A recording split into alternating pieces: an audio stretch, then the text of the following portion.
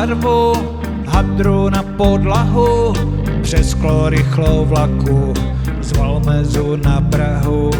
Krajina ujíždí, vůz se ani nehne, za hodinku tma si na koleje lehne. Eva se cítí fajn, Eva se cítí fajn, Eva se cítí fajn, Eva se cítí fajn.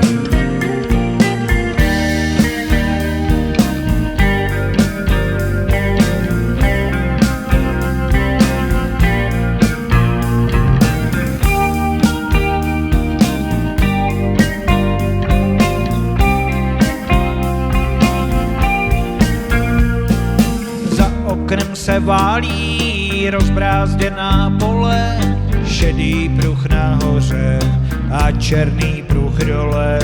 Myšlenky jsou líné a emoce tupé, život zůstal mi